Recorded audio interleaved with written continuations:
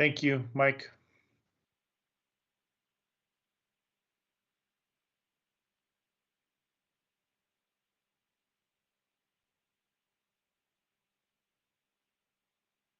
We did the social services interviews yesterday, 20 of them. How'd it go? Good. It was good. Yeah. Went kind of long, but that's okay. It was good. That is always a long day, but an important one. Or as I used to do it, like three 3-hour nights. That was exhausting too.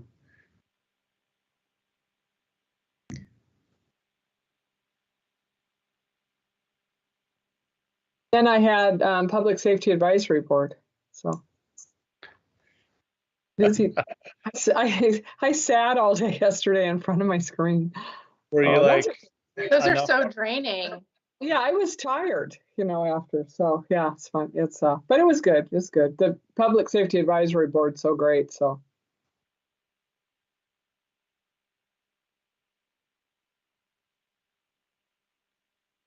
the police, Jamie and the chief and everybody does a really good job. So yeah, it's good to see that work continuing and hopefully coming to a conclusion here, or some sort of conclusion soon. Yeah, they're gearing to be done at the end of June. So, or we are gearing to be done at the end of June. So good.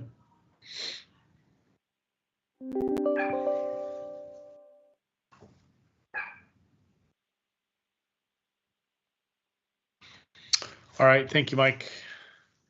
I'll call this Tigard City Council meeting to order. City Recorder Krager, please call roll. Youth Councilor Nog. Councilor Goodhouse. Councilor Newton. here. Council President Lube. Here. Councilor Shaw. Mayor Snyder. Here.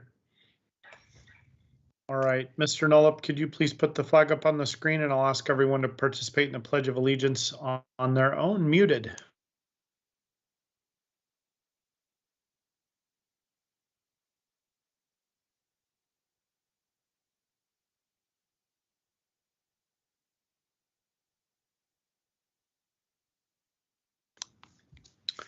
All right, thank you, Mr. Nolop. Let's see, councilor, staff, any non-agenda items? I know City Manager Reimer is not going to be attending. Assistant City Manager Nyland, anything from staff on non-agenda items? Mr. Mayor, staff do not have any non-agenda items this evening. All right. We'll move on to item number 2 on the agenda, which is proclamations and recognition. We have a proclamation in support of National Community Development Week from April 18th to April 22nd. I am not going to review the entirety of the proclamation this evening. Is there a question or a motion? I move to approve a proclamation in support of National Community Development Week, which we've been doing, I think, since 1979 or something. Anyway, I move for approval. I'll second the motion. Okay, I'm noticing that Councilor Shaw has just joined us, so I want to, City Recorder Krager, do you need to do anything specific related to that? I can see that she's present and I'm marking her. Thank you. Thank you, Carol. Okay, so Councilor Shaw, we just had a motion. We're on item number 2 on the agenda, and we just had a motion and I think a second to proclaim support for National Community Development Week. So that is what's on the table right now. I would wholeheartedly support that. Okay, so there is a motion and a second. City Recorder, please conduct a roll call vote. Councilor Goodhouse is absent. Councilor Newton. Yes. Council President Lube. Yes. Councilor Shaw. Yes. Mayor Snyder. Yes. All right, motion's adopted unanimously by those attending the meeting. We'll move on to public comment. Anyone that wishes to call in public comment may do so by calling 503-966-4101. And those with general comments should call now to get in the queue. Assistant City Manager Nyland, we'll move on to follow up to previous public comment. Do you have any follow up? Well, yes, I do. Good evening, Mr. Mayor and Council. At the March 8th council meeting, we received 8 public comments. 4 were written comments, and we had 4 callers. So I'm going to provide a high-level summary of the issues and the responses.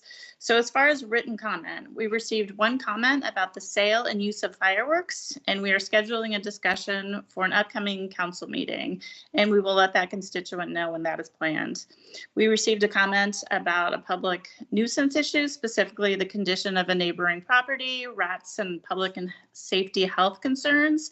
This is the same community member who called during a previous council meeting. So we've reached out to him again, and he's quite thankful of the quick response. We had someone share their thoughts about the potential impacts of Tigard Made program, feeling it was too limited, and we acknowledged receipt of that communication. And we had a community member provide their thoughts about the city charter. We responded, thanking this community member and letting them know about future discussions on this topic. As far as callers, the first caller spoke about the public nuisance issue. He was also the same individual who provided written comment. The second caller also voiced concern about this issue and the impacts of raising poultry in the community.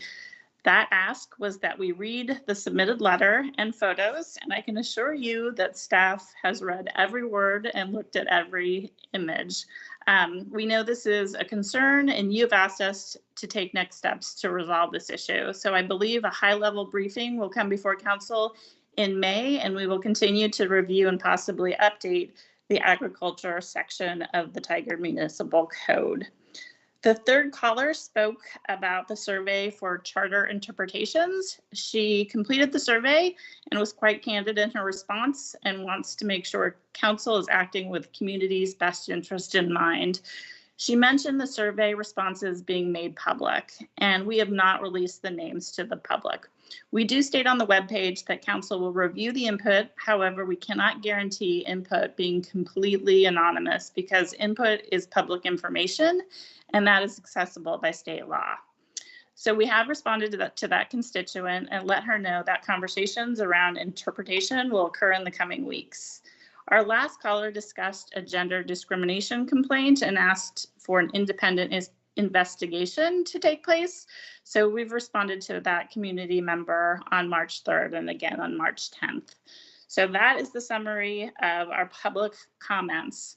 So fun fact, I can't recall the last time we had 8 community members provide comments to a council meeting. Comments were very civil. People were quite appreciative of the information and updates were provided. In other words, there was very little March Madness with recent comments. So one of our, thank you, I'm here all night. One of our performance measures is to respond to community members within 48 hours.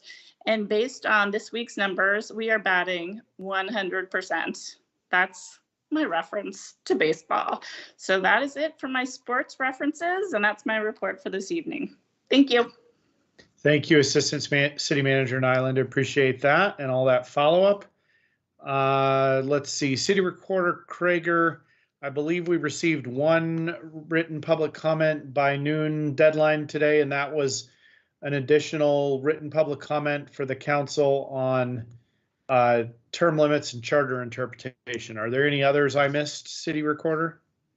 Nope, we just received 1. Thank you. That's Okay, it. that was from Paul Wilcox. Yes. Okay, let's move on to phone-in public comment. Mr. Nolip, are there any callers in the queue? Mr. Mayor, I have 2 callers in the queue. I'll put the first one through now. All right, thank you. All right, thank you.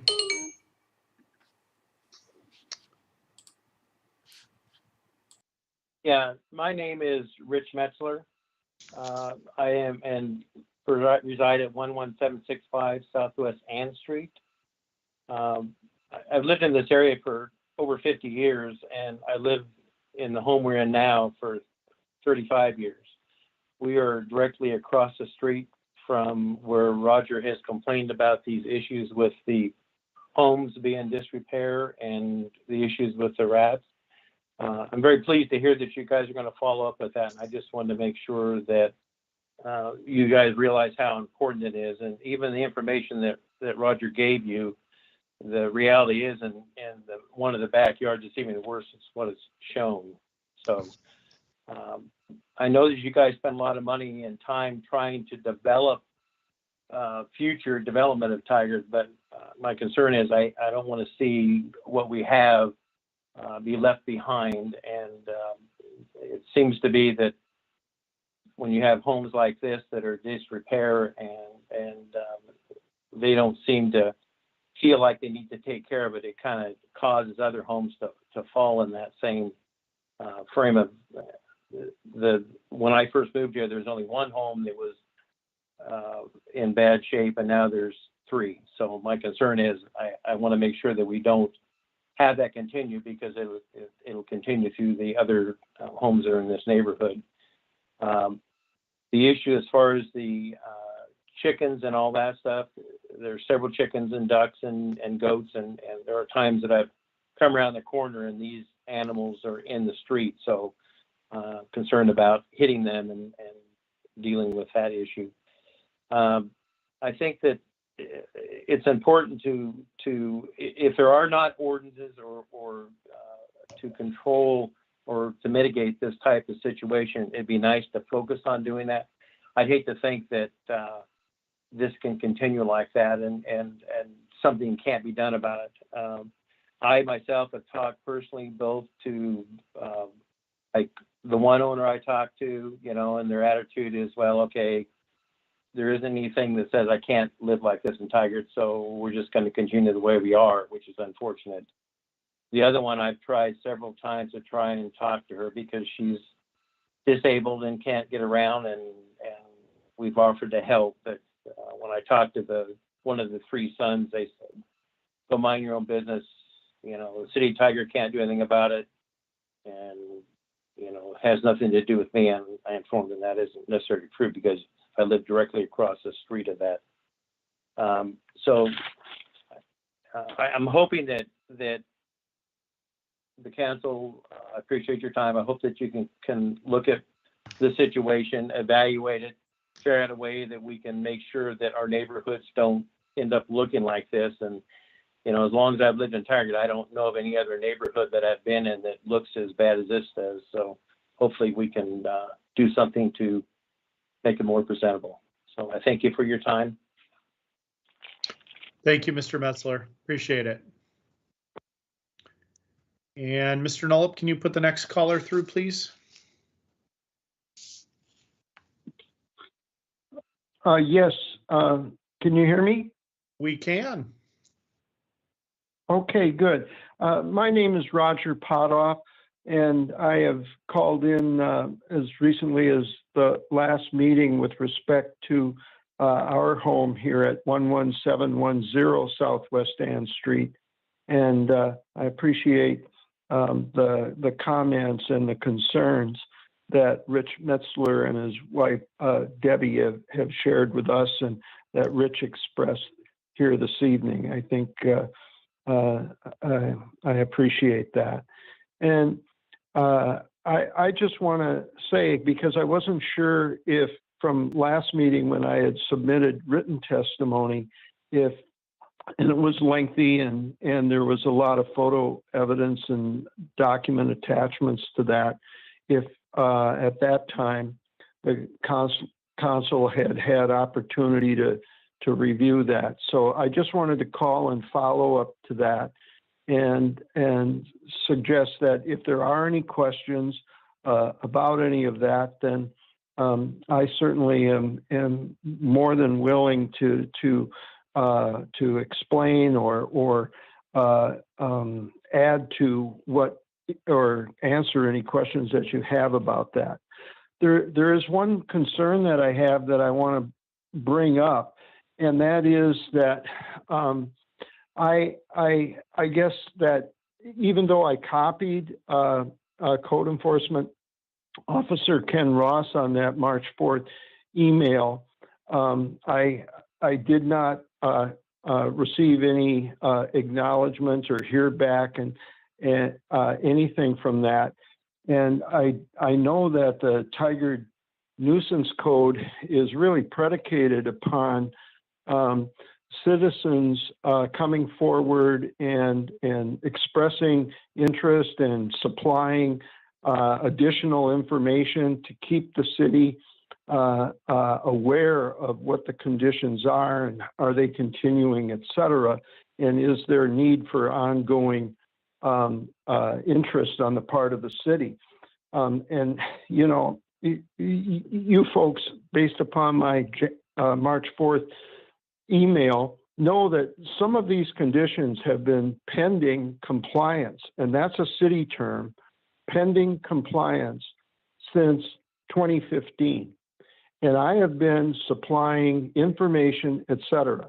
Well, it came to my attention today that Code Enforcement Officer Ross expressed that there would be little that could be done with respect to the conditions, particularly at 11650 Southwest Ann Street, where, you know, there's somewhere in the neighborhood of 24 chickens and fowl, 2 goats, 4 dogs, et cetera, and all of the photographic conditions of the lack of maintenance and conditions that I think on the face show that these are conditions that are attracting,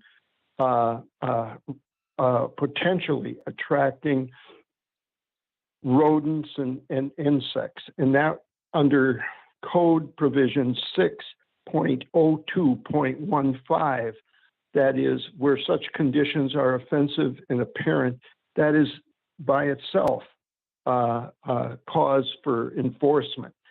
And yet there's this attitude that, well, unless we really know where these rodents are coming from, there's no action that the city can take. So I'd like to, number one, suggest that as code review and amendments are being considered, that we certainly include in there that there are conditions and there is a requirement that or authority by which the city can go in and take a look at how these conditions exist. What are the conditions in these locations where there is otherwise probable cause to suspect that they are in non-compliance with the idea, the concept of having conditions that are attractive to insects and rodents.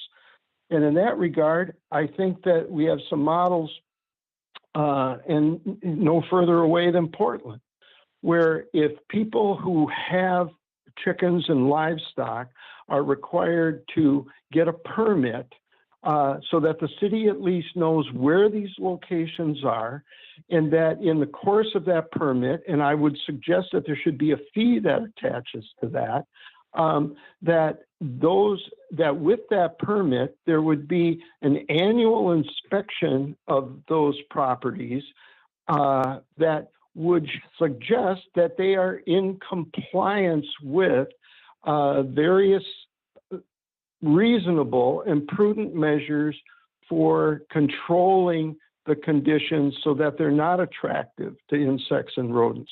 And I provided in my email of March 4th, or my letter of March 4th, I provided a copy of the City of Portland's code. And the City of Portland not only has a chapter that regulates livestock and chickens, but it has a chapter that just deals with rats, and it suggests which properties and how they're to be inspected and what kinds of containers and so forth. And I just believe that this is really critical, because there's no point in going in and revising the code if, as Rich Metzler said, if we're not willing to enforce the code and make sure that these conditions are just being ignored, and that it becomes it becomes a matter of appeasing people. I know I don't want to be in conflict with my neighbors. I don't want to deliver difficult messages to my neighbors. That's hard to do. And I can appreciate that you as elected officials don't want to do that either. But that's why we have a police department. That's why we have codes, laws, and we need to enforce what we have. And I believe that under Chapter 6.02.15, that the conditions exist, aside from the fact that we have a nuisance regulation that says you can't have more than 6 chickens or more than 2 goats or whatever those numbers might ultimately be. There are certain conditions that are just on their face attractive to rodents.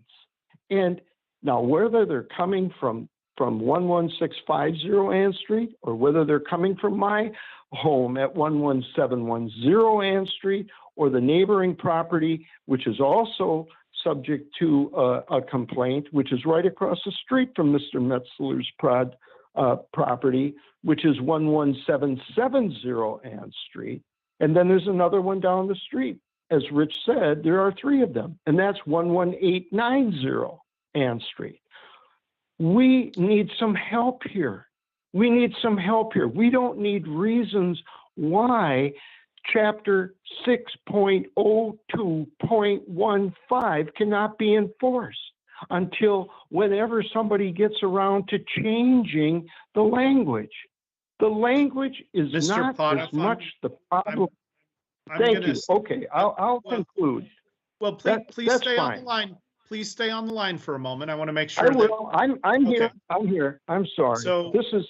okay. Potoff, we're gonna, and I'm sorry that we don't have more time for your public comment, but I do want to acknowledge it. And also what I hear in some of what you just testified to, and you certainly have given this a lot of thought, it sounds to me like you would be an ideal person to put on a citizen advisory group for the revision of these codes, first of all. So thank you for volunteering for that.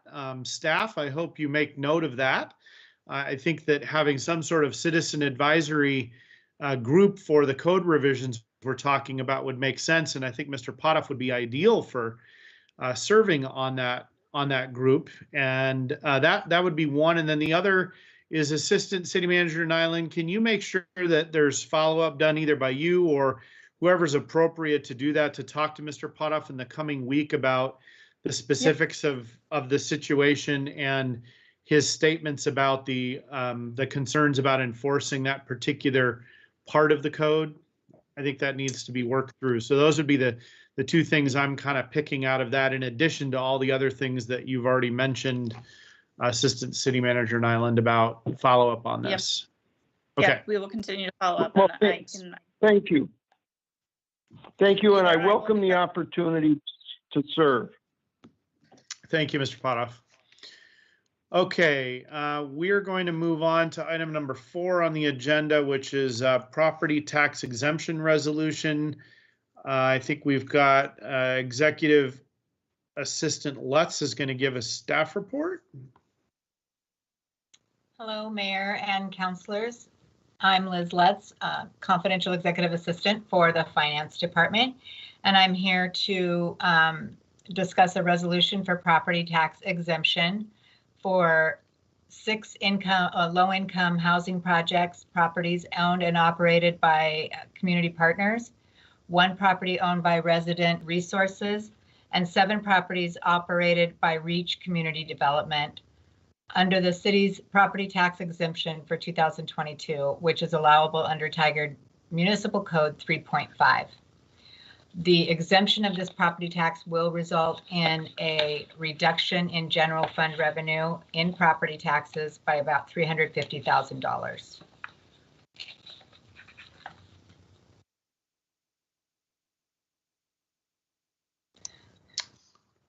Is that the conclusion of your, sorry, I want to make sure, are you done with your staff report? Yeah. Okay. So council, do you have any questions for staff or a motion?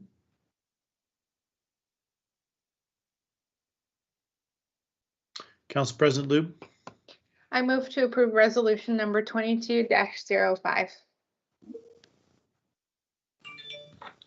I'll second. Okay, it's been moved and seconded. Any further discussion? I guess I would just make sure the public knows that there's a lot of detail on the agenda about the various properties in question, most of which are owned by nonprofits that operate affordable housing in the city. So if you want detail on any of those. Mr. Mayor, just to follow up kind of on what you said, the reports do detail the properties and how they meet the criteria for providing affordable housing. So it's interesting to look at. And I just wanted to comment that I remember when this program started, and I think we had 1 or 2 properties file. So I think it's great that we've got this many affordable housing projects in Tigard trying to that can provide permanent housing to those in our community that struggle with making ends meet. So it's great to see that many projects. Agreed. We've come a long way. City Recorder, read the number and title of the resolution, please. Resolution number 22-05. A resolution granting an exemption from property taxes under Tigard Municipal Code Section 3.50 for 6 nonprofit low-income housing projects owned and operated by community partners for affordable housing, 1 resident resources property, and 7 lots operated by Reach Community Development. And City Recorder, a roll call vote. Okay, Councillor Goodhouse is absent. Councillor Newton? Yes. Council President Lube? Yes. Councillor Shaw? Yes. Mayor Snyder? Yes. All right, resolution number 22-05 is adopted unanimously by those present at the meeting. We'll move on to item number 5, which is amendment number 1 to a right-of-way services agreement number 34320 with ODOT for Fano Creek Trail Connections Project. And we've got project manager Zach Morris with us for a staff report. Good evening, Mayor Snyder and council members. Like Mayor said, my name is Zach Morris, Senior Project Engineer with Public Works Engineering. Right off the bat, I did want to clarify the agenda says it was for LCRB consideration, but it's just for council consideration. It is an IGA. So the Fano Creek Trail Connections Project will construct or improve 4 segments of Fano Creek Trail. The new segments will be from Woodard Park to Grant Avenue, Tigard Library to Milton Court, and just south of 85th Avenue to the Keokuts pedestrian bridge. And the segment to be improved will be behind City Hall from Ash Avenue to Hall Boulevard. The city did pursue outside funding for the project years ago, which was successful. Entered into an IGA with Metro and ODOT in 2016 related to that funding, which was subsequently amended in 2017. That agreement generally talked about how the right-of-way phase of the project would work. And when we say right-of-way phase in this context, it's acquiring easements, both temporary and permanent in nature, to build and operate and maintain the trail. But that agreement also contemplated a subsequent IGA that we would need to enter into with ODOT that would further define the roles and responsibilities of ODOT Tigard for the right-of-way phase. We entered into that in 2020. At the time, it was signed by the city manager. It didn't require council action because it was in line with everything established in the original IGA. Since then, the right-of-way phase cost estimate has increased. So the ODOT's equivalent of what our capital improvement plan is, their statewide transportation improvement program, was updated to reflect that increase in the right-of-way phase cost estimate. The right-of-way services agreement references that specific amount. So now the ROUSA right-of-way services agreement needs to be amended to reflect that as well. So we're asking for your authorization or to give approval for city manager to sign on behalf of the city to enter into that agreement so that we can keep the project moving. And with that, I'd be happy to answer any questions you may have. All right, so council, any questions, comments?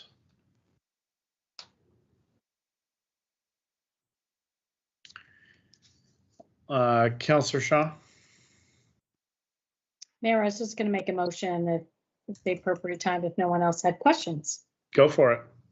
Okay, I move to approve. Thank you, Zach. By the way, I move to approve amendment number 01 to the right-of-way services agreement number 34320 with ODOT for Fano Creek Trail Connections project. I'll second the motion. Okay, it's been moved and seconded. Any further discussion? City Recorder, roll call vote, please. Councillor Newton, Yes. Council President Lube, Yes. Councillor Shaw, Yes. Mayor Snyder. Yes. All right, motion's adopted unanimously by those present at the meeting. And we'll move on to item number 6, Parks and Recreation System Implementation Plan. And we've got a cast of characters on staff that will be presenting, Mr. Rager, Mr. Gruen, and you may have some other folks as well. Thanks, Mr. Mayor. Good evening, Council. I'm Brian Rager, Public Works Director, and with me tonight is Rick Gruen, our Parks and Recreation Manager, and we do have a few other folks from our team, including Marissa Grass, our Public Works Community Engagement Coordinator. I think we have, I can't see everyone on my view here, but I think we have Carla Stetter. She's our one of our engineering project managers, and we may have a couple of our park supervisors on as well. Tonight, we just want to have a conversation with you about the next step in the work we've been doing around the Parks and Recreation System Plan. And getting that adopted was a great milestone, but the work's not finished yet. We need to move on to implementation planning. We developed a roadmap that we've shared with you in the packet, and in a moment we'll get that up on the screen just so that we can reference it as we talk here. But on that roadmap, we have a series of policy level questions that we want to go over with you and get your input and some direction as we move forward. So again, thank you for the time tonight. That'll end my initial comments. I want to turn it over to Rick, who will get into the roadmap. Thank you. Thank you, Brian. Good evening, Mr. Mayor, council members. Good to see you all tonight. So when we adopted the system plan, as we were going through that process, we discussed the system plan as being the what we do. And the implementation plan will be the how we do what we do in developing high quality parks and recreation services throughout the city, so all of our community members can enjoy a 10-minute walk to access our services and programs. So the roadmap is divided into 3 unique components to be done concurrently, and subsequently will be merged together into one comprehensive strategy. Tonight, we're not looking for council action, but requesting specific policy direction to several policy questions related to each of the components of the implementation plan. So Mike, if you could put up on the screen the roadmap, I'd like to walk you through those, and we'll take each one step at a time. Thank you, Mike. So the first component is the project prioritization list. And as you recall from the system plan, there was a number of projects in the appendix of the system plan. And working with our consulting team, we're going to develop cost estimates for all of our anticipated projects and programs and provide some detailed information sheets, particularly on those projects that we would consider in 5-year increments, first 5 years, second 5 years. It's also important that we build prioritization criteria and use that as a filter to evaluate one project against another. And we'll then come with a set of recommendations. So with that said, the questions before you, in this case, it's pretty straightforward. But do you have any questions related to this first component? And if so, or if not, what we'd love to do is come back to you at a later date as we develop the criteria and the filters, is to have council kind of serve as a volunteer to participate in the testing phase of the project screening. And so at this point, I'll pause. Again, fairly straightforward. Does council have any comments or suggestions related to the prioritization phase? Yes, Councillor Newton. Thank you, Mr. Gruen. I guess my concern is along the lines of what I've been saying all along. I'm concerned about the funding part of this lagging. So we still don't really know the funding structure we're going to have around paying for all of this. And so I think it's important that we provide cost estimates. I think It's important that we look at prioritization, because I think some areas where low-income folks aren't within 10 minutes of a park are going to just rise higher than other projects. So I think that's important. But I'm nervous about developing a timeline of 5-year increments, because we don't know what we're going to be able to pay for in 5 years. And I don't want to set the community up for expectations and then have to come back to them and say, well, this is what we said we were going to do, so now we have to pay for it. So I'm nervous. I think the first 3 things are fine. I'm nervous about 5-year increments at this point until we have a funding structure.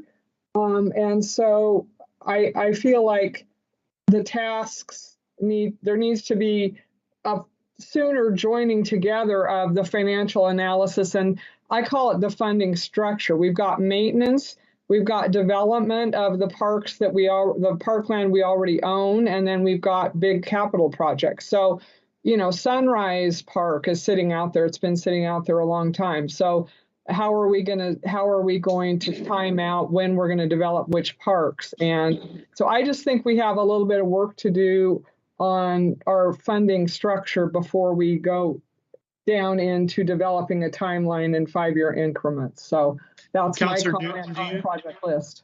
Councillor Newton, do you think it would make more, in your mind, would it be better to just have the list in priority, like that things will be taken and that they'll then be funded each in that order as we can afford them? Is that essentially what would make sense to you? Yeah, I think putting it in 5-year increments before we have a funding structure, that makes me nervous. Okay. Fair enough. Thank you, Councillor Newton. I appreciate the input. Council President Lube? Yeah, I just want to echo a lot of what Councillor Newton said as far as I'm in favor of just a general prioritization list. And I do want to say that I would like to put heavy emphasis on those who are farthest away from a park, right? Like we have that great 10-minute walk analysis, and let's look at the people who really are having to walk the farthest in the underserved areas.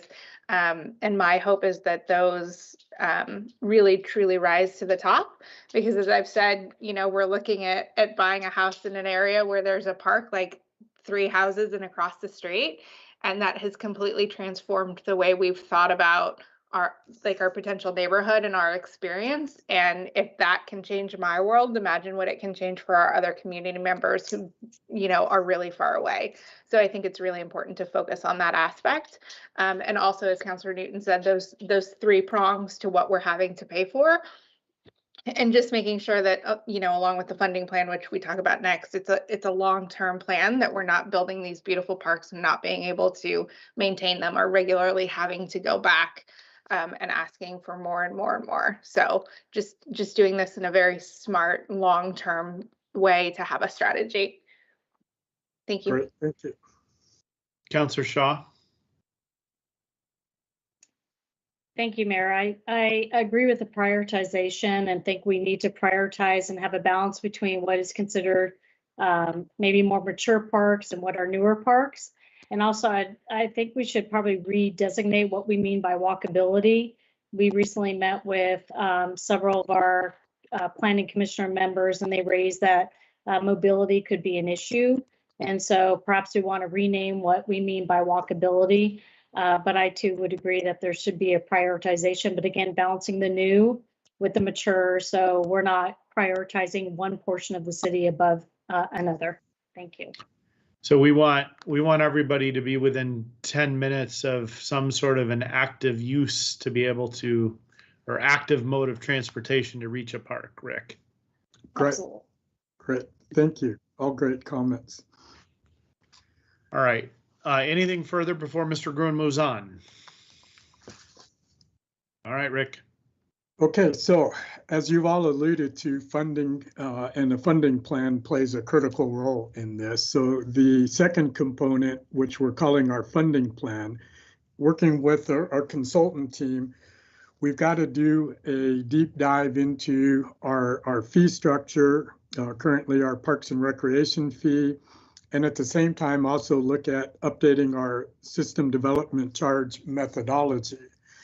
So what we're proposing is the financial analysis of each of our rate structures. And as you know, our Parks and Recreation fee, along with the general fund support, covers our operation and maintenance requirements, and our system development fund, along with outside funding that we can bring in, is primarily used for capital, both for development of new projects and reinvestment in existing. So we'll look at some potential funding scenarios and also develop a set of recommendations to bring back to council. Some of the questions before you is, should the general fund and Parks and Recreation fee, now this could all change in the analysis, financial analysis that we do, but currently the general fund and Parks and Recreation fee, should those continue to provide an equal amount of funding moving forward? As you might recall from our budget, we're pretty much at 50-50. It's about 52% in the Parks and Recreation fee, 48% with the general fund support. And the second question before you tonight is, and I think Councillor Liu might have alluded to this, do you support a funding strategy that builds in incremental increase to allow for growth over the system, whether that's 5-year increments, so that we are not coming back to council each time asking for more money, but as growth occurs and we add more parks to the system and we incur more operation and maintenance costs.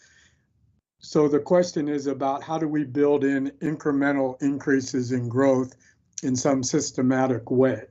So I'll leave those questions to you now. So you want us to discuss those now? Yeah. Okay. Thank you, Mr. Mayor. Just want to be clear on the task. We do well when we're clear on our task. Councillor Newton, you had your hand up first. Yeah, those questions kind of concerns me because they assume we're going to continue with our current funding model. And my understanding was that we were going to take a good hard look at how we pay for Parks and Rec, and we may end up where we are, but I don't want, until we do the financial analysis, I don't want to assume that that's the direction we're going. So those questions seemed a little premature. And in addition, if we evaluate joining Tualatin Hills Parks and Rec or some other service delivery model, then those questions are moot as well. So I think those questions are premature until we really take a creative look at how the funding strategy for delivering those services. So I feel like those questions assume we're keeping the same model, and maybe we will, but we haven't done the analysis yet. So I wouldn't be able to answer those questions now. Council President Liu. Yeah, I thank Councillor Newton for her perspective.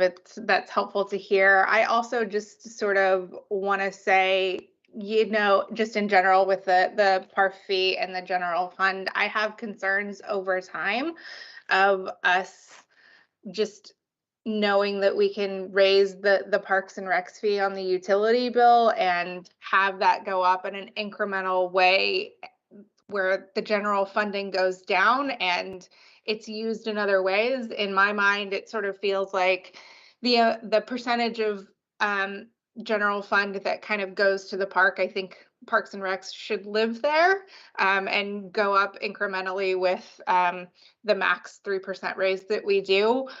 I don't want to see us, yes, the Parks and Rec fee is another set of funding, but I know, you know, the utility bills do get very expensive and they're creeping up, and, you know, with everything else creeping up, I have concerns, and I don't want our mindset to be, well, we can just raise this, because that's an unacceptable mindset to me. So it's just something where I'm very conscious of, you know, everyone's bills and our bills and how that comes in. And also, I mean, you could go down the tax thing, but the SALT deduction, if the SALT deduction cap were lifted, you know, and more people, we were able to shift the Parks and Rec fee back to my brain is just our general property taxes, then it becomes a deduction on our federal taxes. As of now, it's an after-tax payment, ignoring what's going on with the SALT cap. So just things like that are things that I'm constantly thinking of. So just, I hope that's helpful. Council President Lube, the other point you didn't specifically say, but what you said sort of points this out too, and I think it's something for all of us to think about as we're trying to push equity and trying to support communities that have been disenfranchised in the past and or negatively impacted, is that our PARF and the way it's set up is regressive, and that's not great for our objectives either. Mr. Rager, and then we'll go to Councillor Shaw. Thank you. I just wanted to, I guess, get a little bit of clarity around when you think about a funding plan, and I think what I'm hearing from you is that you're hoping we might look at other sources of funding to fund Parks and Rec. Is that directed at Councillor Newton specifically, Mr. Rager, just so I'm clear? Okay. Yes, and also a little bit what Council President Lube mentioned. Okay. We've been operating under the, I guess, assumption that putting together a funding plan would be like setting forth a budget. Maybe putting forth some options for what could be done with the Parks and Rec fee, or what could be done with general fund contributions. Those existing funding sources can get us so far with our operations. We also have to look at, as Rick mentioned earlier, we have to look at an SDC analysis to determine, well, if you have an SDC model of thus and such, you may be able to do more projects over the next 5 to 10 years than this model, coming to you with some options. But I just want to, I guess I want to probe just a little bit more to make sure that we're clear. Are you asking us to look at other potential sources of revenue to fund? Let's go with operations here specifically. So, Brian, the reimbursement portion of the SDC could also be looked at differently, right? I mean, as far as building out. So, I mean, I think that at a minimum is something that I don't think we've had. I know it's allowed and legal. I just don't know that we've had a lot of conversation about how that could play in. So that may be an example. But Councillor Newton, do you want to respond to this? Yeah, I guess I was just thinking, my impression was a couple of budget years ago that we were going to take a hard look at ways we could evaluate ways we could fund parks, recreation, park maintenance. I don't know, the mayor just commented, is it an operations levy? Is it I don't know what possible sources or what possible tools or how you might structure this. But I felt like my understanding was that we were going to at least look to see how this could work, and at a minimum eliminates things, and say, well, that's just not practical here, or that's regressive or whatever. But I'm nervous about. I thought we were going to, and one of the issues might be the service delivery model. So is it more cost effective to join Paulton Hills? We did that in the past and it didn't seem to be, but so I just feel like we want to, my concern is, I've always felt like parks and particular park maintenance needed some sort of permanent structure so we don't have to keep doing this. And so my hope was that we would take a look at some other options that might be out there. This might be the best model, but until we really take a hard look at it, I'm not convinced. I'm not sure. It may be that this is where we end up, but I was under the impression we were going to take a look and see what other financing structures, tools, whatever you want to call them, might be out there. So you're talking both revenue, Councilor Newton, both revenue and the structure of how to sustain it and spend.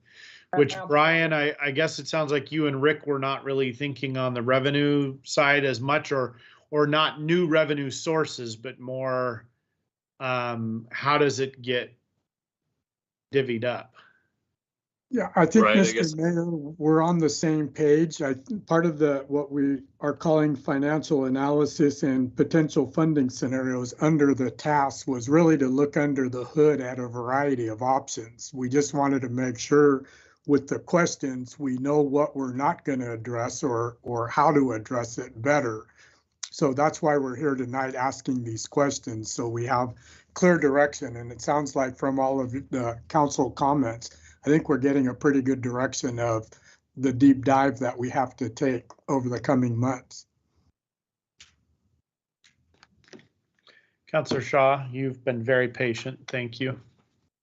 No, thank you, Mayor. I think it was important that Councilor Newton's question got addressed. And I would agree with Rick in doing a deep dive. It'd be great to see sort of a spreadsheet of what different funding models look like, so we could evaluate them, both from the operation side, but also the revenue side. So if that helps both Rick and Brian, that's something, I think, a direction that would be good to take.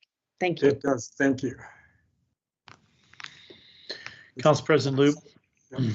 Yeah, I'm not intending to throw any sort of wrench, but I would be remiss not to bring up that, the chair of the PRAB, Wayne Gross, has been bringing up for years now whether or not Parks and Recreation is in the correct place in our organization to receive the care and attention that he believes that it should, and PRAB is behind him on that. And so, it was part of the discussion on the PRAB as well. And I think it fits into sort of like funding and delivery model and all those sorts of things of like, where do we also want Parks and Rec to sit? Is it still under Public Works? Is it not? And I think we've done a good job of bringing Parks and Rec front and forward, especially with our council goal. But I also wanted to bring up that aspect that I know has been very heavily discussed on PRAB. Councilor Shaw. Yeah, thank you, Mayor. I would just, I appreciate Council President Loob's comments, but I don't necessarily think it's for the PRAB to decide. I think it's for the council to decide. And so given that, I would take the PRAB's comments under consideration, but I certainly wouldn't consider that to be the defining consideration. All right. And Marissa, you've got your hand up so politely. Would you like to add in here? Sorry, I didn't see you earlier. No, it's okay. Just real quick, I was going to point out that we have been working towards the direction that I think councilors are mentioning tonight. So the appendix to the system plan, Appendix G, is called Funding Options. And that is a description of different funding mechanisms, and it's broken up between capital and operations. So I think our intention was that was kind of the first piece, and then we get more detailed in this part of the implementation plan as well. Thank you. Councilor Newton, you raised your hand. It looked like Council President Lube was going to speak a moment ago, so I don't know if I picked up on the nonverbal, but yeah, I was just going to respond to Councilor Shaw that no, they certainly don't behave or act as though they are the authority. They're just, part of PROB's job is to champion for the Parks and Rec Department, and they have been asking for this, and they've come to council and asked us to review it. So by no means do they think they're the authority, but they have asked us over the last couple of years to review this. So I'm simply bringing it up as part of the process. Councilor Newton. Yeah, sorry, a little bit of a break. I wanted to respond to Ms. Grass. So at the top, we talk about financial analysis and potential funding scenarios, and I remember that those were in the system plan.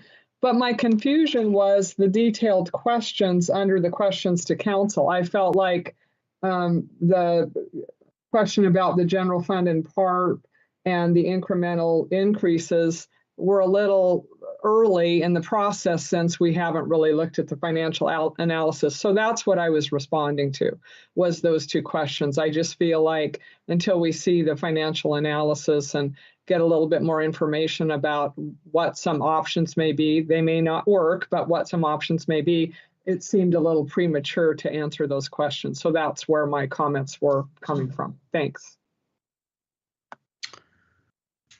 Okay, Mr. Gruen, do you and Mr. Reger, do you have more content, or are those the? I mean, you just got a lot of robust feedback about, I think, not quite yet what you thought you were going to hear, but that is what you get to hear. I think we have I'm sorry, Mr. Mayor, didn't mean to interrupt. That's okay. I was just going to say, do you have more policy topics, or is this the extent of the discussion tonight that you were looking for input on? Nope, we have one more if you wouldn't mind, and we can get through that, which, we've, talked about it already, but put some context behind it, is the third leg of the stool, or the third component of the implementation plan, is the analysis of an effective, cost-effective delivery model. And City Manager Reimer has said he would very much like to be working very closely with us on this particular component. And as Council has mentioned, it's to look at potential organizational scenarios, whether it's to stay as a more robust division of Public Works, whether that might be eventually becoming a department. But again, the two other components are connected very closely to this component. So I'm going to turn it over to Brian to kind of close this last piece out. Thanks, Rick. I'll try to be as brief as I can, but this is around the question, the THPRD question, as I would call it. And Councilor Newton mentioned that a little bit ago. We brought this up purely because that question comes up every once in a while, and I guess we'd like to understand from the council at this point whether or not you think it's worth our time to investigate that one again.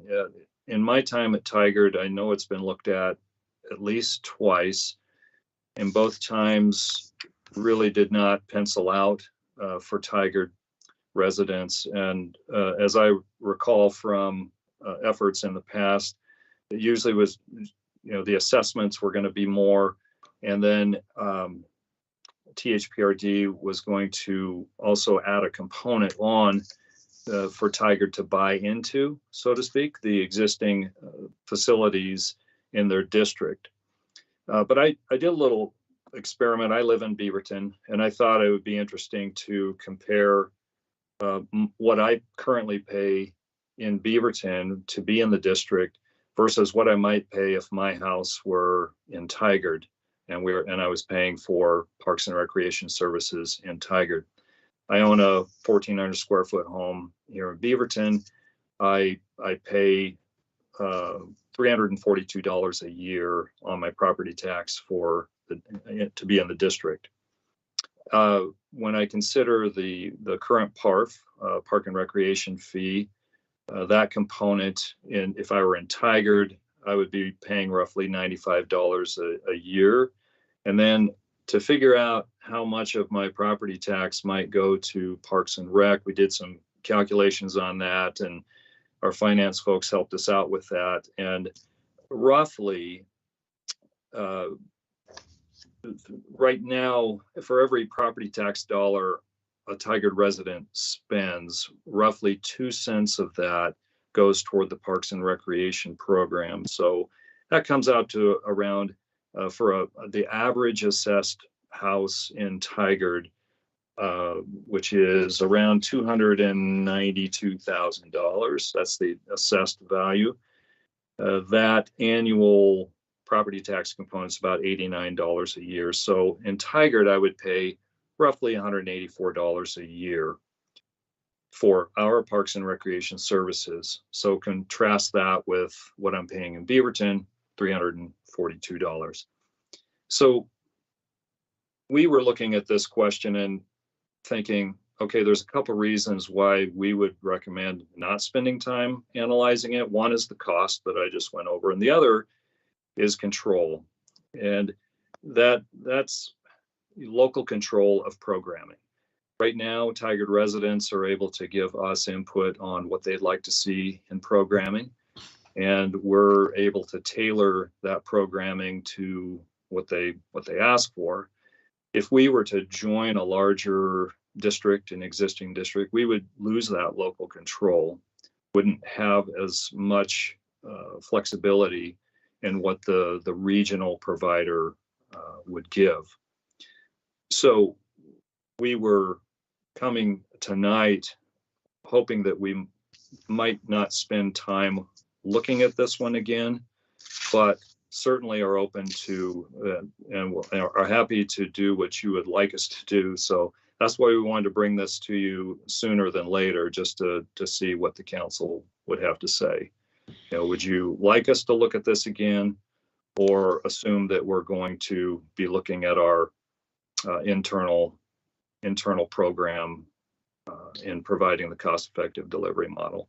So Brian, I appreciate you sharing all that perspective. I've had the benefit of at least being on the council during one of those serious looks at THPRD, and I guess I can remember, 45-minute to 1 hour discussion that was just about that. So I'm coming at it from a little bit of a different place probably than Council President Lube and Councilor Shaw. Certainly, I think Councilor Newton's been through this with the city in her other roles. But for the reasons you describe, I think just the financial part of, if we want to go the route of THPRD, we can potentially do that, but it's going to, people, that's a situation where people are going to have to want more services and be willing to pay for more services. And it's not just kind of on the, basis of you using their service, on a per use basis, but it's a huge capital commitment. And I think Brian was sort of referencing that a bit, that, you essentially have to buy into the capital assets and resources that they've already invested. And that's just, almost a financial barrier that cannot be gotten over. During the last time this was analyzed, that question was on the table. We also asked, the council at that time asked questions about, I think, working jointly with the city of Tualatin. That was the other thing. Councilor Newton's confirming that, and so is Brian. Neither one of those really panned out in a way that made any sense. And that analysis, we're not talking 10 years ago. That analysis was probably done about 5 or 6 years ago, relatively recent. I would say probably 2015, 2016, if I had to put a date on it, though I'm guessing.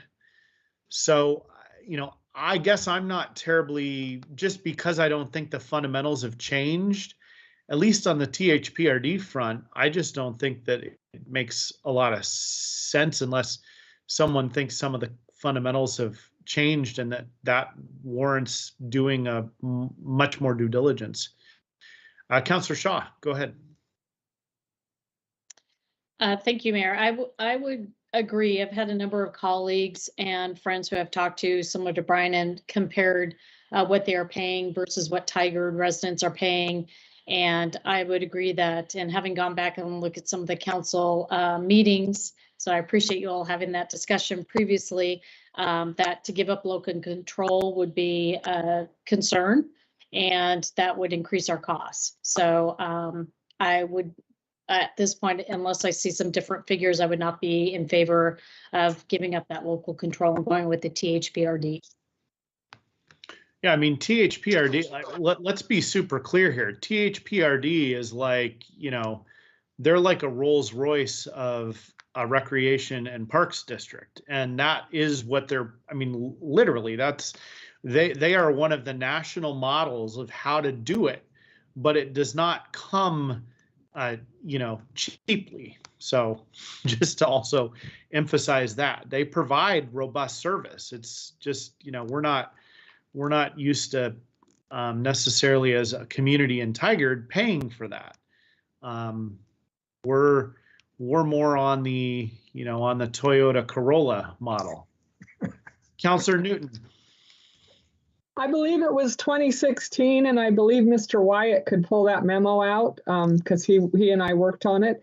I guess I would say if we take a look at, if we're looking at a service delivery model, and we look at THPRD and we say, this is the service they deliver, this is how they do it, and this is what it costs, it wouldn't hurt to have, I think you could get it from that memo, maybe updated a little, to say to the community, this is a service delivery model, but to your point, Mr. Mayor, this is, you know, a high level model. And I think when Mr. Wyatt and I did the study, it would cost about, you know, 2 cents more per thousand than our property taxes. So it essentially double your property taxes, but you're getting THPRD. So I don't think it would hurt to say this is a service delivery model, but it's expensive. This is the services you're getting. Because when we're going through this, we're going to get questions from our community members as we have in the past, which is why we've done this study. I think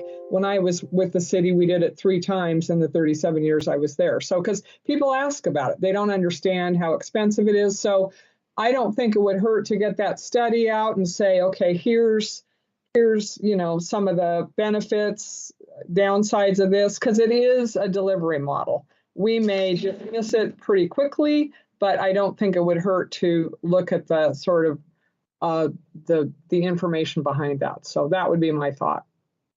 Looks like Marissa's got some other sage advice for us. I just quickly wanted to chime in because we've been doing some park tours with some of our council members. And one of the things that we've had an opportunity to talk about there is the and this is really something that I have, one of the biggest things I've really taken away from the pandemic. And obviously that's an extreme situation, but the value of local services in an emergency like the pandemic. And so, you know, for THPRD, like they were closing their community centers and lots, you know, the options were being limited during that time. Whereas in Tigard, like our recreation folks shifted completely to like serving our community well over the last couple of years and, you know, providing virtual programming. Caitlin actually partners with the school district. So like anything we heard in our community, she would make a program for. So like we heard that middle schoolers were particularly isolated. The school district was worried about mental health. So she created, you know, like team game night programming. Or when students were still doing virtual learning, she was able to offer PE in the park. And so for most of those kids, it was like the only time that they were seeing other kids. And in some ways I'm speaking for Caitlin, so maybe she'll want to add to what I'm saying. But I guess it's just a whole new perspective for me personally about what it means to have a local service. Yeah, and have it be more nimble and responsive to the community potentially. Caitlin, are you on the line and did you want to add anything? Yes, I am on the line. I think Marissa said it perfectly. I think we have a unique value to the community. And I've just seen the community really appreciate what we've done for them. And I'm excited to continue that through this year as we're slowly moving back to in-person events. Thank you. Mr. Gruen or Mr. Reger, any last words? Do you now have what you need? Yeah, I feel very comfortable, Mr. Mayor and Council. You know, this was great feedback, good conversation, and I think, Brian, I'm feeling pretty good in the direction. Do you agree? I agree. We appreciate it very much. Yeah. All right. Thank you both, and the whole team from Public Works that was helping with that presentation. Thank you. Okay. Thank you very much. We will move on to item number 7, which is a resolution to repeal the city's COVID-19 emergency declaration. City Attorney Rahala, I'm curious. I'm really curious to hear your staff report. This makes me a little nervous, to be honest. Well, I totally agree, Council. So as you will recall, 2 years ago, we ratified the emergency declaration regarding COVID-19. We then passed 10 subsequent amendments extending it. The city's code states that the duration of the state of emergency can only extend so long as the conditions giving rise to that declaration exist or are likely to remain. The state, as you know, has dropped their emergency declaration, and most, if not all, of our neighboring jurisdictions have as well. So it is, every time I've come before you, I have been cautiously optimistic that this would be the last extension. This time I am equally cautiously optimistic that this will actually be our termination. Fingers crossed. We will. I mean, we some other jurisdictions did this right before the Delta surge, right? Right. Including Tualatin. And then I was getting media inquiries about why they'd done that and why we hadn't. And, you know, we look smart just because we hadn't acted yet. But in any event, Yes, I acknowledge there is no crystal ball, though I wish there was. So the recommendation before you tonight is to repeal the emergency declaration. Obviously, we do have the ability to impose it again should the conditions necessitate. But at this point, we do feel that, again, with much cautious optimism, that the conditions are not in existence right now to continue it. okay. I mean, I think that's relatively clear given that we're not in the public health business and the people that are have basically provided this direction in their own actions. Councillor Newton? Thank you, Mr. Mayor. I have 2 questions and I'll ask them and then you can respond. When I contacted Mr. Reimer about this, I said, you know, I'm concerned, we had some concerns about it. He said, well, we can't have a state of emergency when the state lifts theirs. And that's not what the AIS says. So he essentially said, we can't have one if they don't have one. The second question I have is when we were talking about the MAID project and we were talking about allowing businesses to do things like have sidewalk dining and things like that, there are some things we did that Mr. McGuire commented, well, we were allowing certain things because we were under the state of emergency. I'm concerned about our ability to continue to do those things in response to our community needs. So I'm nervous about lifting a state of emergency if there's still a potential for wanting to have some of those things in place that we couldn't do unless we're under a state of emergency. I don't know if it's some of the funding programs we've allowed, some of the land use exceptions we've made. So until we know for sure that we have an option, if maybe we want to make sidewalk dining, you know, permit it through the summer. But can we do that if we lift a state of emergency though? So my comment to Mr. Reimer was, what's the harm in leaving it in place? So until we sort some of this stuff out. So those are my questions, and they weren't really questions, were they? So to your first point, the state's declaration is independent of the city's and vice versa. So they are, I would say, influential on each other. The state having their declaration of emergency in effect does influence the cities, but we are, as a home rule city, we can do it independently. So Ours is separate of theirs. The second point, you're correct that we do have a couple things tied to the deadline for, or the time frame for our emergency declaration. So outside dining on sidewalks is one of them. It's my understanding, last time I checked, there was only one business that had availed itself of that. It's still, one business more than before. And we recognize that there are things like that we would like to see continued. So things like that are easier. The funding, the utility bill funding is also tied to this. So that will be something that we'll need to keep an eye on and see if there is that continued need. And I don't have it tonight. Would this just shut that off though, Shelby, then? If we voted on this tonight, would that immediately shut the funding off on utility billing assistance? Because that makes me uncomfortable. Yeah, so they are tied together. So yes, the end, we could set an expiration at a different time frame. So we could have that continue in effect for another 30 days or something.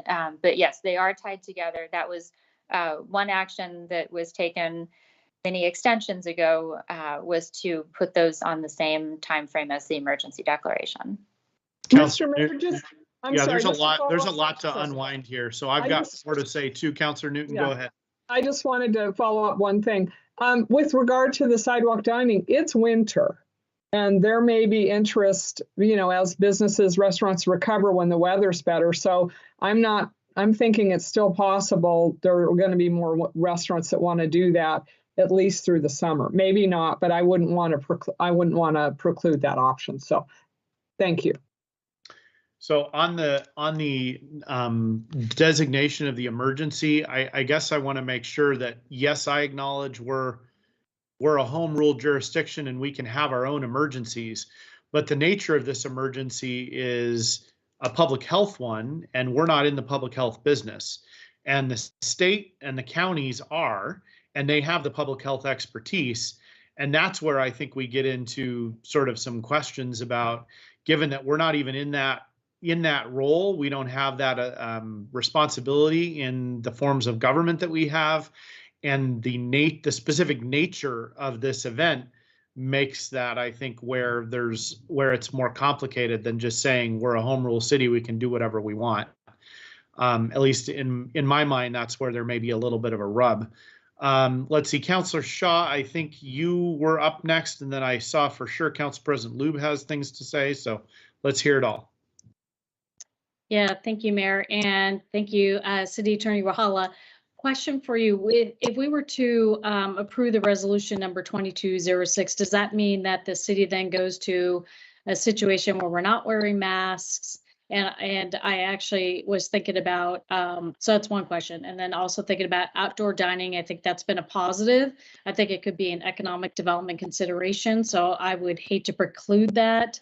And perhaps given the third would perhaps given some of the utility consideration, there could be some, let's say, month or two where we can give consideration if there's those who feel that given the pandemic and the criteria around it has been lifted, that we could then monitor the criteria and see, maybe we give a 1 or 2 month reprieve and then reconsider. But just to see your considerations on that. Thank you. Yeah, so there are a lot of things wrapped up in this emergency declaration. And to the mayor's point as well, when we first imposed this back in March of 2020, the reason was in order to give us, they were for things like we needed emergency contracting authority because we couldn't go through the original or the established procedures. We were looking at interagency assistance with the county and the state and other entities. And we didn't know what was ahead of us. We didn't know what we were doing. So it was a much more, it was at that time, a genuine emergency of suspension of some policies and procedures in effect because of the extenuating circumstances that we were faced. I would say over the course of 2 years, it has kind of morphed to some of the things that we're discussing now. Is Can we have seating outdoors where it wouldn't otherwise be allowed? Utility bill funding assistance, those kind of things have kind of been wrapped up in it. To your point, Councillor Shaw, masking is totally separate from this. Public health measures are separate. We are following the state's lead on that. And we have always had separate employment practices, employment procedures that have been adopted sort of pursuant to this emergency declaration, but also just inherently the city manager's authority to adopt policies and procedures for city employees. So again, there are a lot of things that have kind of gotten wrapped up in this, and this is kind of unraveling that. If council wishes to separate out utility billing assistance or something like that, my recommendation would be to separate it back out again. So not have it twisted up as it's been over the course of the 2 years, to treat the emergency declaration much more as it was in the beginning, as a true, genuine suspension of existing practices, and to now adopt those policies like utility bill assistance, et cetera, have those adopted independently would be my recommendation.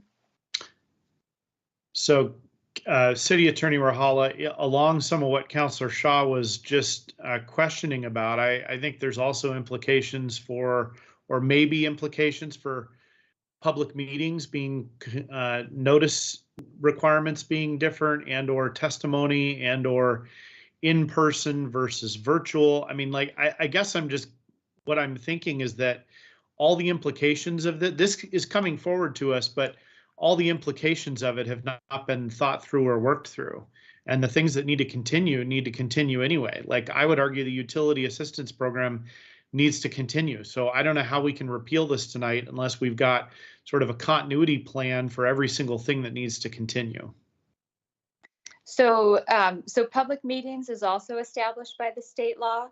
So another one of the things that has been twisted into this is that it was always the state's emergency declaration that we were relying on for public meetings law. Now there is state legislation that requires a hybrid, so it needs to be both virtual and in person. So I would say the only thing that is not covered by existing city policy is utility bill assistance. Everything else, some of the land use citing, we've been more flexible with that. But again, there needs to be a demonstrated need that we need that flexibility. So some of the things we were being flexible on were things like COVID testing centers. We allowed more flexibility to cite them than would normally be allowed. So trying to not have this be just an open-ended free-for-all, but rather tie it to the specific circumstances that justify the conditions. So the business assistance program as well that Lloyd presented just a few weeks ago, that's not affected by this? Correct. The business assistance is independent. Council President Lube, go ahead. Oh, I've interrupted and asked all your questions. Somebody has? No. Oh, is your device not working?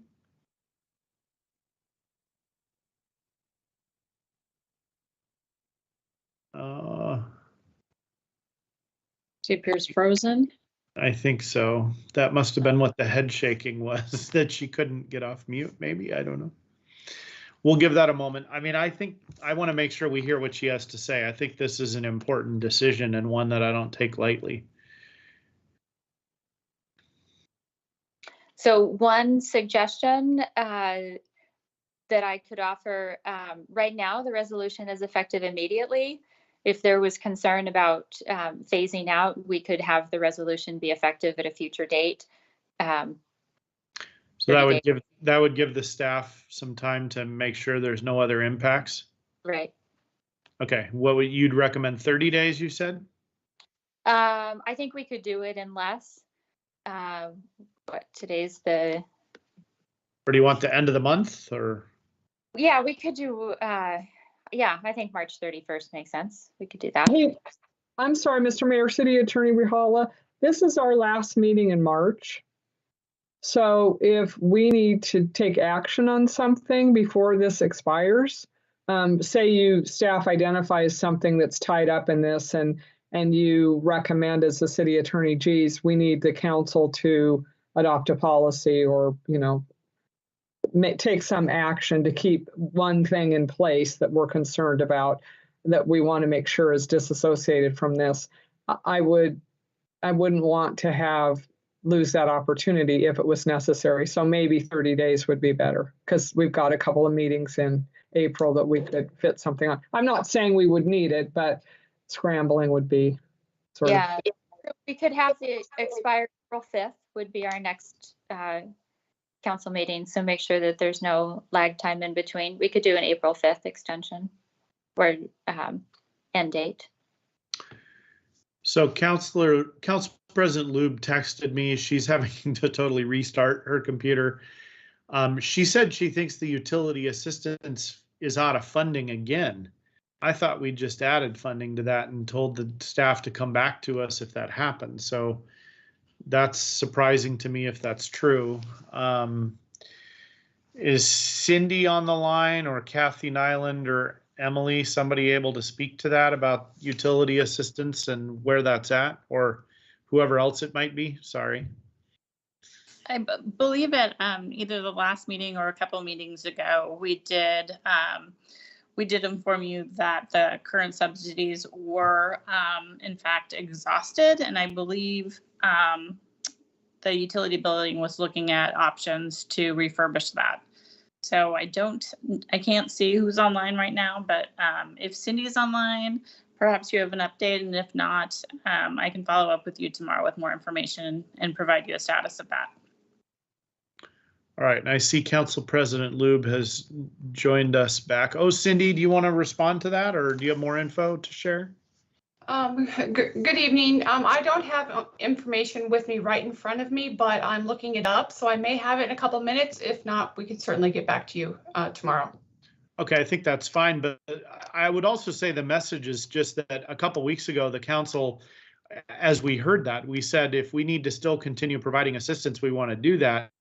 It sounds like whatever we do here, the program in the future on utility assistance needs to not be tied to our emergency declaration for now.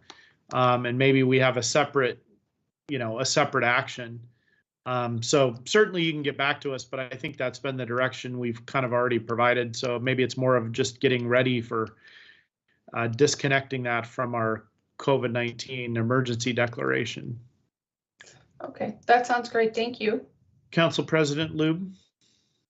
I apologize. I had the spinning wheel of death. Those with Macs know what I mean. Nothing was working. So I think you addressed what I was going to say, which is I remember us or being told that we were out of utility assistance funding. And so not that I don't support continuing the program if we need it, but that I think at that point, that is not necessarily tied to it because the program's not going on right now. So we would need to uncouple it anyway. But it does feel like we have some general concerns over just making sure that everything that we have built into this emergency declaration is taken care of. And if we, repeal it, that there isn't some unforeseen circumstance or issue that pops up that inhibits either the city doing their job as we've done it now, or something for our residents or our businesses. It just feels like there's a lot of unknown and a lot of questions. Council President Lube, what was proposed while you were offline by City Attorney Rahala was that her suggestion would be that to sort of mitigate that we make it extend it to either 30 days or April 5th, our next council meeting date, when we could take action to, correct any programs that need to continue. I almost feel like the 30 days may be better. I don't really like the idea of being under the gun for an April 5th council meeting when we don't have to put ourselves in that situation. City Attorney Rahala, is there any reason why we have to put ourselves on an April 5th deadline? No, April 5th was just a suggestion for the next council meeting. All right, so it sounds like, I guess I don't really make motions here, but it seems like 30 days from today would be appropriate. And then I would ask, make sure, I mean, obviously I know you guys are going to brief City Manager Reimer, but I think the team needs to really make sure that each program systematically that we've established or gone through gets evaluated related to this, and that anything gets corrected that needs to be. And Mr. Mayor, really quick, obviously the team doesn't have a crystal ball, but as the rental eviction moratorium's been lifted and different, we're still, businesses and residents are still sort of suffering from the impacts. And so I just think it would be good to take a look, as the mayor just said, at all of those programs and see if there might be a possibility that if there's a surge or something else happens, those programs aren't needed, and come up with a way to continue those that that might be helpful. And I agree, decoupling them is probably a good idea. Looks like Cindy has her hand up, Mr. Mayor. I think she never took it down, but maybe she did and put it back up. I thought it hadn't come down. But Cindy, do you have more? I don't. I'm sorry. My hand was just up. That's okay. I'm I'm trying to stay on top of all that. So let's see. Is there a motion? And it would need to be hopefully amended, the timing amended.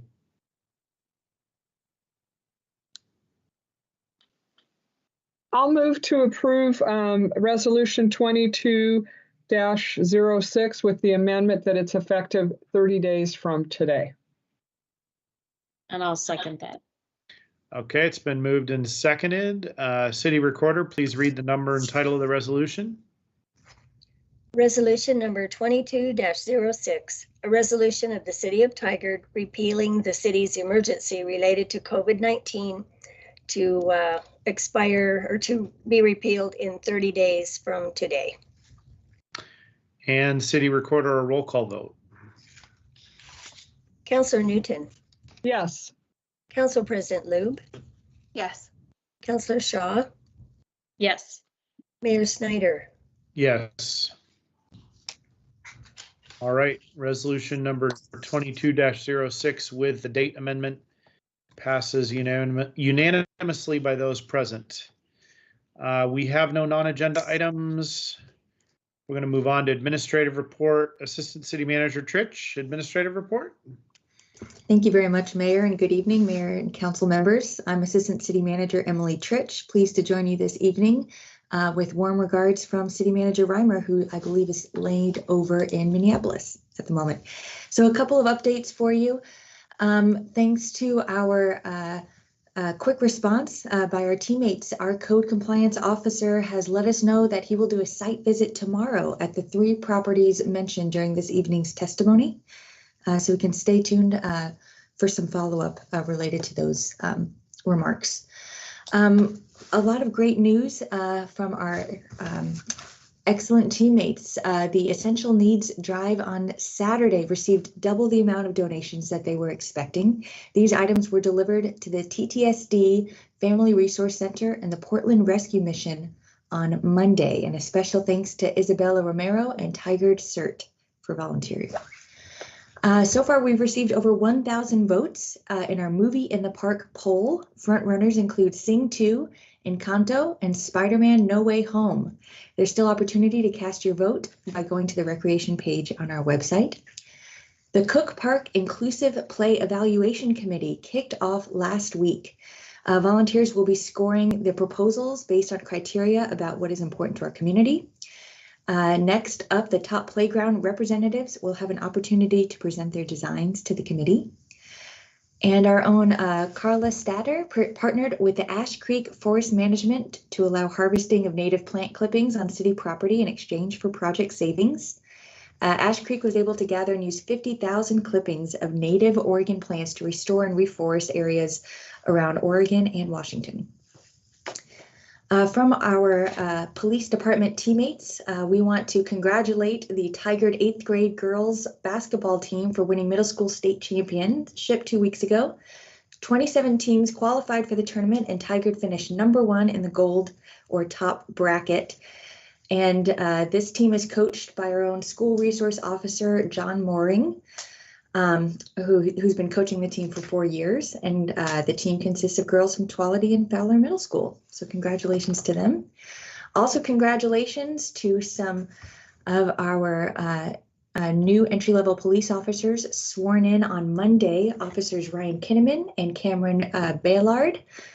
They will attend the June 13th Academy. We're also welcoming a new record specialist to police, Yvonne Lomely. The PSAB meeting held its 29th meeting on Monday. They have 7 more meetings remaining, and they're aiming for a quarterly update to council in mid to late April. And finally, the accolades continue for our public library, who's received shout outs on Twitter and on other platforms, applauding the team for providing a welcoming space, inclusive and engaging displays, and for the quick response and action on the Suggest a Purchase program. Suggest a Purchase is available on the website, where community members can suggest books, movies, music, library of things, items they want to see in the collection. And a patron remarked how amazing it was. It actually worked and was over the moon when the items arrived. Those are our updates for you this evening. Thanks. Thank you very much. Appreciate those updates. And with that said, the Tigard City Council will go into executive session to discuss discipline of a public officer, employee, or staff member under ORS 192.660 subsection 2B. No executive session may be held for the purpose of taking any final action or making any final decision. The council will adjourn immediately after the executive session. Good night, Tigard.